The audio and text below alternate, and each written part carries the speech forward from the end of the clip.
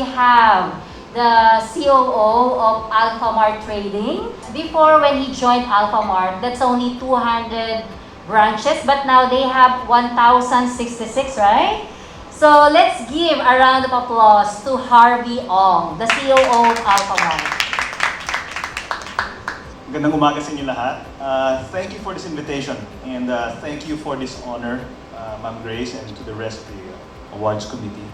I'd like to thank you and accept this recognition on behalf of the 7,000 plus employees of Alfamart in the Philippines. Alfamart is relatively new in the Philippines, having started less than 7 years ago.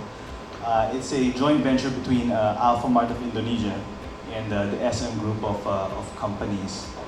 Last year was a bad year for the Philippines, and I would like to especially thank my employees who decided to continue with our expansion. Last year was our record year in expansion despite the pandemic. We opened more than 250 stores. It was a decision made by our employees who decided to brave all the, overcome their fears because they felt that the community needed us. And we wanted to create more jobs for the economy. So I accept this recognition on behalf of my employees. And I'd also like to accept this recognition on behalf of the many other thousands of Filipino companies who are not represented in this table right now. We are in the fight of our lives. The public sector cannot fight this alone.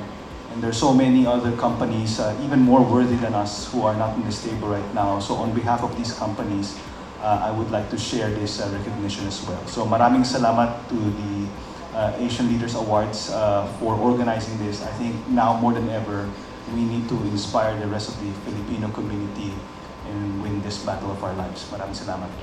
Our frozen meat sales have gone up by more than 200% as the consumers decided to forego eating out and spend more time cooking. And so even before the pandemic, this has already been a big contributor of our sales, but more so even during the pandemic. And I think we're doing a service for them. Almost all our stores are within walking distance of where the housewives live. So they see us as an extension of their kitchen.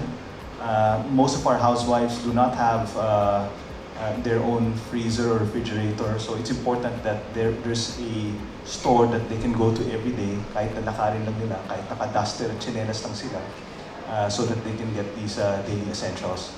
What we will do, not just in this pandemic, but beyond, we're looking for other suppliers. We're constantly trying to find ways to expand the assortment in our stores, so that we can give more of these items to the housewives in our community. Is this available for franchising?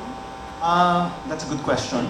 We have been studying that option, but we decided to, for now, put our plans of franchising on hold. So for right now, all our stores are still company-owned.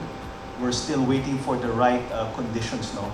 What we want to do is to make sure that once our franchisees begin their operations, the economic conditions will be favorable for them. We don't want them to start prematurely and not make money. So we are still assessing the situation, but the moment that the economic situation improves and we believe there's a higher chance for them to succeed, then we will surely pursue our franchising program.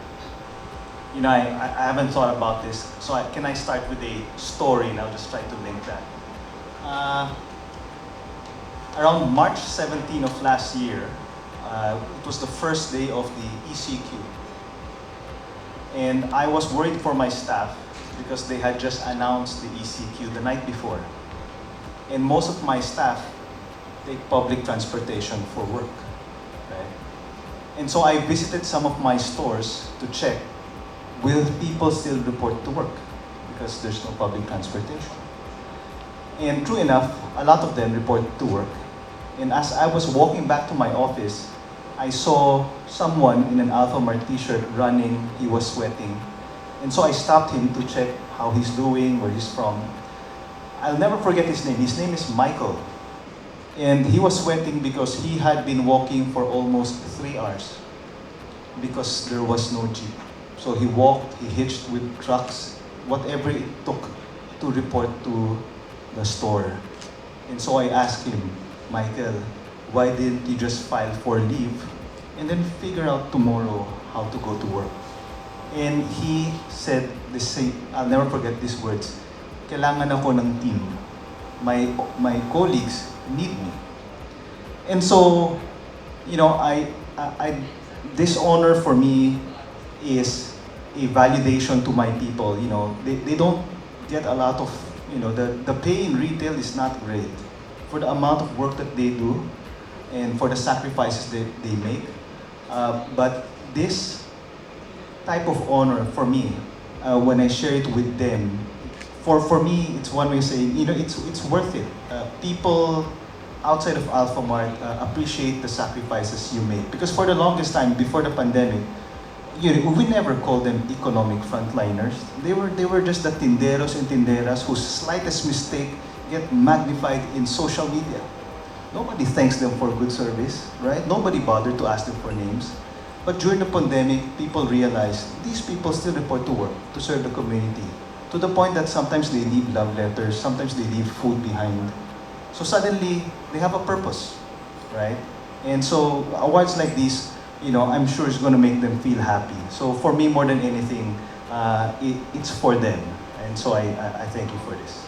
Well, thank you for that question. Our pricing strategy is somewhere in between. You know? We are, for all our products, we're targeting to be in between the convenience stores and in between the supermarket. But for our top 200, 300 items, we are actually priced the same as the supermarkets. In fact, one of our fastest selling range is the SM Bonus products. And any item that you find that's SM Bonus in Alfamart is going to be priced exactly the same as with SM, right? So our margins will be in between. It's higher than a supermarket, but nowhere near a convenience store, right? Number one. And so that puts a lot of pressure on us. You know, in business, it's not just margin, but it's also on the turns, right? So even if your product has 100% margin, but it takes you 1 year to sell it, then it doesn't move, then your money is stuck. So we only carry items that are fast moving. For example, if you pay your suppliers in 30 days, what you want to do is before 30 days, you turn that around and sell it so that you can have positive cash flow, right? So we try to be selective in the items that we sell, and we only stock those that are moving very fast, number one.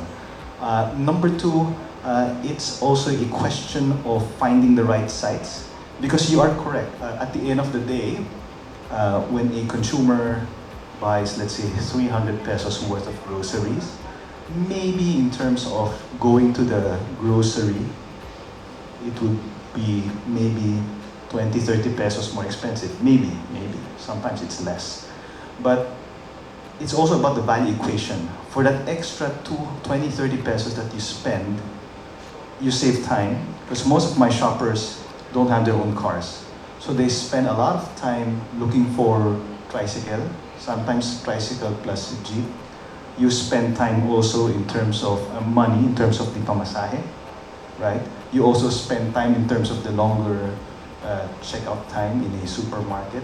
So if you take a look at the extra 20, 30 pesos that you spend and you factor in how much you save on time and transportation money, at the end of the day, in terms of the overall value equation, you're still ahead, right? So that's how we frame it. It's not just the price, but it's also the overall value equation. And I think we are offering a superior value equation than any other retailers at the moment. I think for me the biggest lessons here in the pandemic, you know, usually when companies talk about world-class companies, you think about leadership, you know, you think about strategies, you think about world-class systems.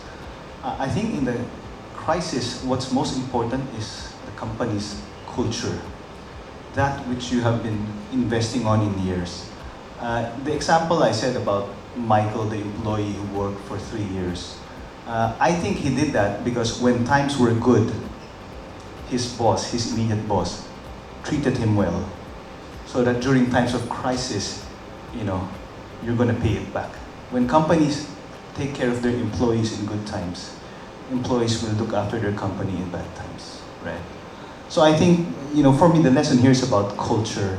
In a crisis, you need to engage your employees. We were very upfront with our employees. I said, we need to work together. There is no playbook. I do not have the solution. I've been working for almost 30 years, and I've never been through a pandemic like this before. And so you need to be honest with them. I don't have the solutions, and I'll do my best to save every jobs, but I will need your help because we have to make tough decisions, right? I'm proud to say we did not retrench a single person. And in fact, because we opened 250 stores, we actually increased our employment by over 1,000. But that came with a price. We had to make sacrifices. And so we all agreed, everyone must sacrifice a little so that no one will have to sacrifice a lot. It had to be very transparent. It all had to be teamwork, etc. And I think, looking back, these tough times will not last forever, but I believe because of what we went through, this journey together, I think our organization's culture has actually been strengthened by this pandemic. And we will come up an even stronger company when things are better. So I think culture is the biggest lesson for me. Anyway, these are tough times, but there's a saying, tough times don't last, but tough people do. So my advice to everyone here right now, you just have to remain this is what I tell everyone in the company, you have to remain fighting fit. You have to remain fighting fit to survive now and then to thrive later. And fighting fit has two components. There's the physical part. So I advise everyone to eat healthily, sleep better, and exercise more. But then there's also the mental part. Right now, so many people are anxious, so many people are scared, so many people are frustrated. So number one, beware what you consume. Beware of social media, beware of fake news. And number two, beware of whose company you keep. Beware of toxic people. Beware of negative people. Not COVID negative people, that's good. But beware of negative, toxic people. And number three, this is my favorite tip for everyone. No matter how bad your day is, at night before you sleep, think of at least one good thing you could be grateful for. If you could practice all these three things, you could be mentally sound. So remain fighting fit, look after your body, look after your mind. And I'll see you all when this pandemic is through. We will all survive, we'll all be better for it.